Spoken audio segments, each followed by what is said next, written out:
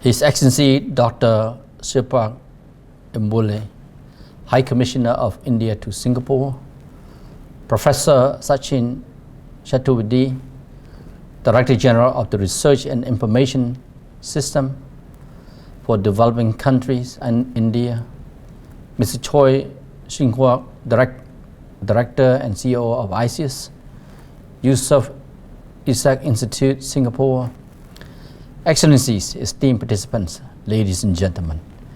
I would like to express my heartfelt appreciation to India's Research and Information System, or IS, for Developing Countries, and the ICIS Yusof Ishak Institute for hosting this important roundtable of the ASEAN-India network of think tanks for the 8th time. It is a privilege to share my thoughts on the important partnership between ASEAN and India. We gather here at a pivotal time. The world is contending with profound changes and transformative forces that are reshaping the very fabric of international relations and influencing nearly every aspect of human life. In the geopolitical arena, we observe intensifying rivalry among major powers, most notably between China and the United States, alongside persistent conflicts in Europe and the Middle East. At the same time, rapid advancements in technology, including artificial intelligence, digitalization, and green energy, are recalibrating our strategic outlook as well as our economic and industrial policies. This shifting environment is compounded by escalating environmental challenges, with climate change and resource scarcity testing the resilience of nations worldwide. These developments offer immense potential, yet they also present substantial challenges. Major powers are vying to secure control over emerging technologies to boost their strategic and economic positions.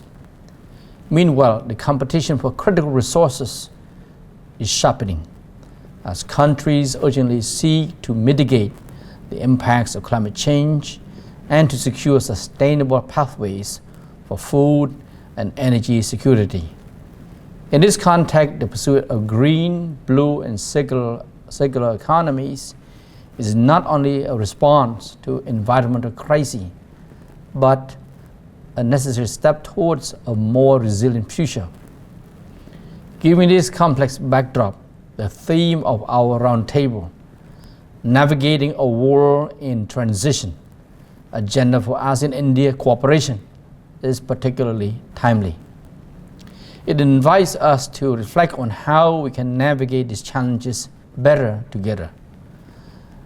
As the India's Act East policy marks its 10th anniversary, and ASEAN prepares to adopt the ASEAN Vision 2045 as its strategic guides for the coming decades. It is an opportune time to explore how we can deepen our synergies and strengthen our partnerships to address both the challenges and opportunities presented by these emerging megatrends. Over the years, ASEAN-India relations have significantly expanded and deepened. Since India became a sectoral dialogue partner in 1992, it achieved full dialogue partner status in 1995 and was recognized as a strategic partner of ASEAN in 2012. Most recently, in 2022, India was elevated to the status of Comprehensive Strategic Partnership, CSP, to ensure that our partnership becomes even more meaningful, substantive, and mutually beneficial over the next 5 years. We are currently crafting a new plan of action, POA, to implement the CSP.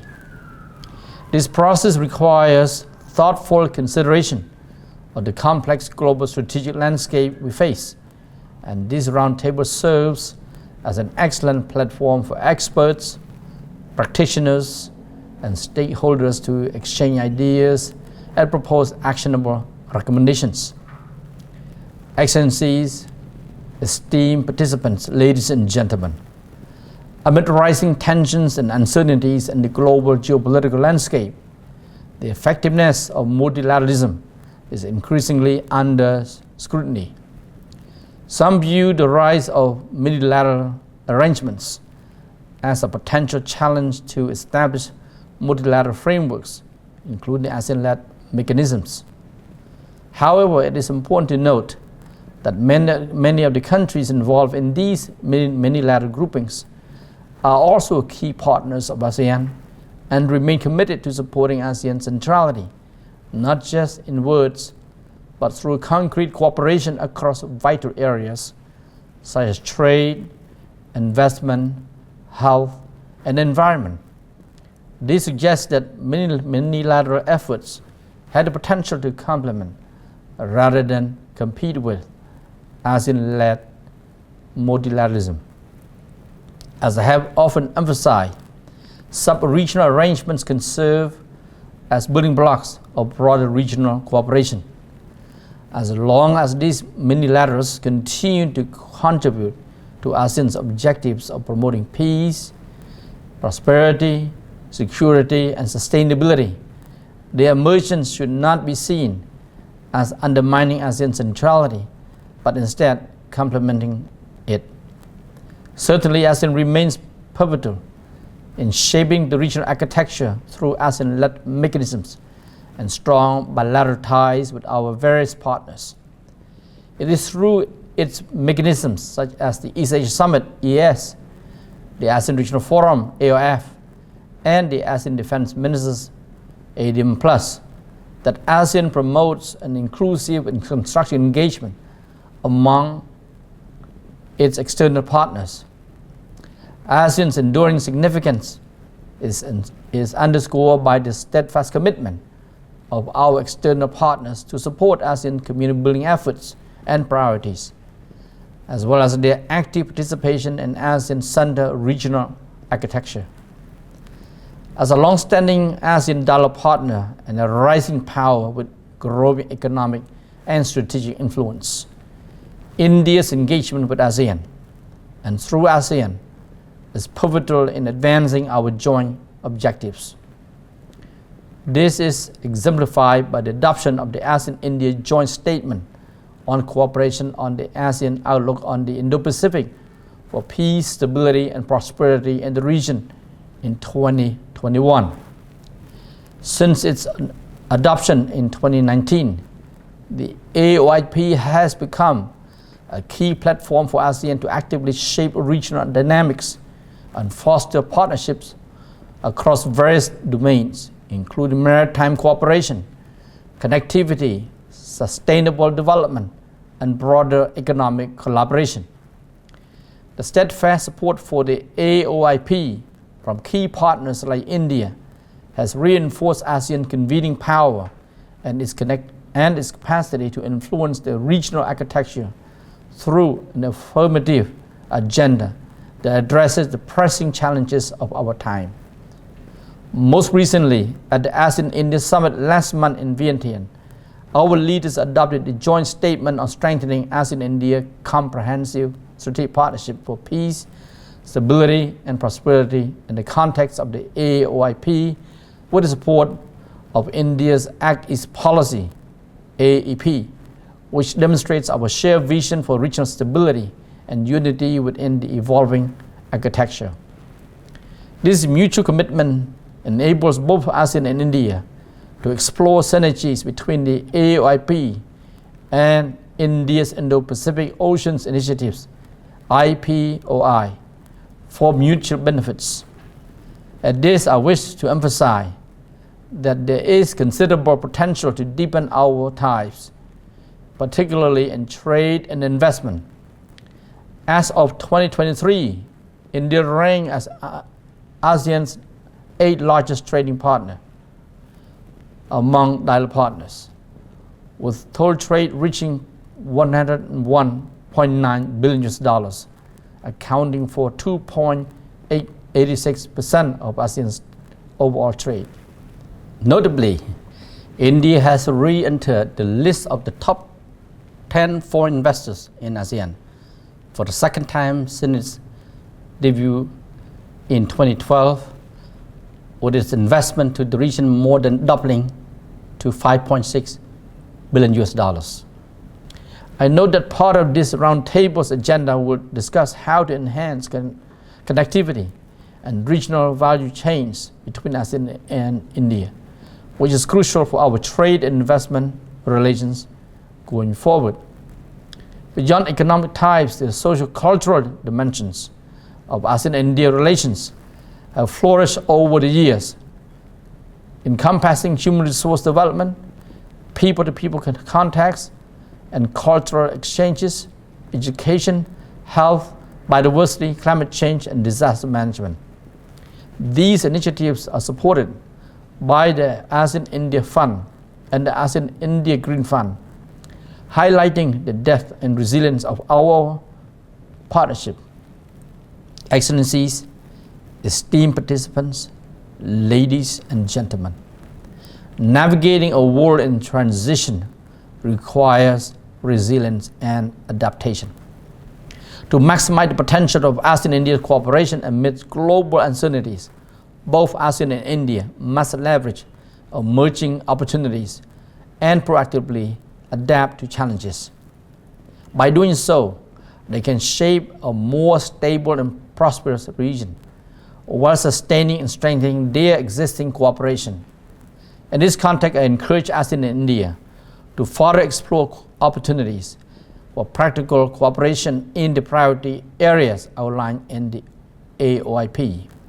Specifically, maritime cooperation is a critical multifaceted domain encompassing maritime security, the blue economy, sustainable fisheries, marine environmental protection, marine biodiversity, and climate change.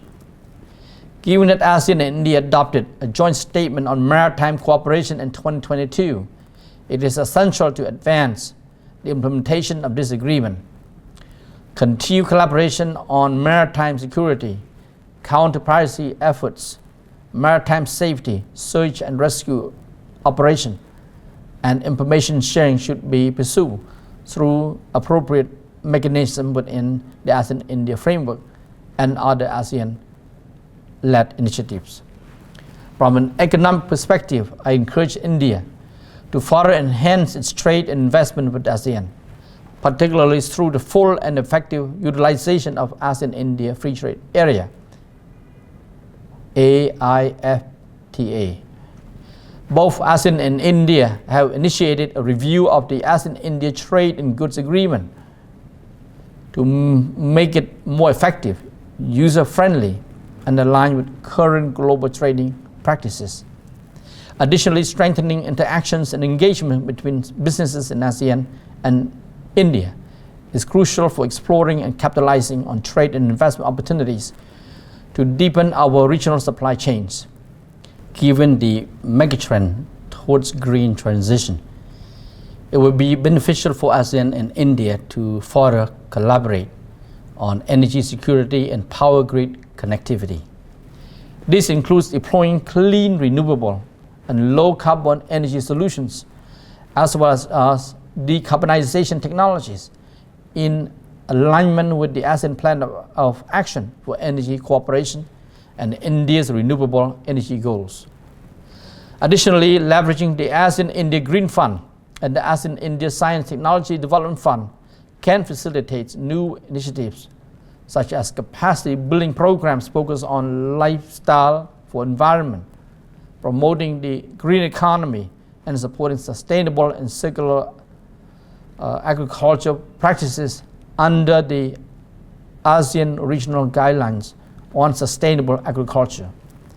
On connectivity, I acknowledge India's steadfast commitment to collaborating with ASEAN, particularly in advancing both physical and digital connectivity. I encourage India to continue supporting the implementation of the Master Plan on ASEAN Connectivity Impact 2025, along with its successor, the ASEAN Connectivity Strategic Plan. This aligns with India's Act East policy and the connectivities approach, fostering greater interaction and cooperation between our two regions.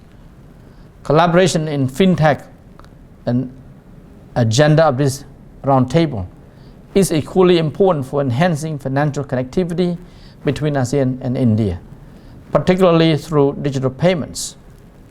To facilitate this, ASEAN and India should explore cooperation on emerging technologies such as artificial intelligence, AI, blockchain, the Internet of Things, IoT, quantum computing, and 6G technology. Additionally, building and strengthening the startup ecosystem with a focus on digital connectivity and financial technology will further bolster our partnership. Excellency, esteemed participants, ladies and gentlemen, despite the fluid geo-strategic environment and the challenges we face, I am confident that ASEAN and India can successfully navigate this complex landscape through practical cooperation projects and initiatives that foster mutual trust, respect, and benefit via ASEAN-led mechanisms. Together, ASEAN and India can forge a synergistic partnership that propels both regions towards a more prosperous and sustainable future. On that note, I wish the 8th Roundtable of the ASEAN-India network of think tanks a fruitful discussion as we chart the future of ASEAN-India cooperation. Thank you.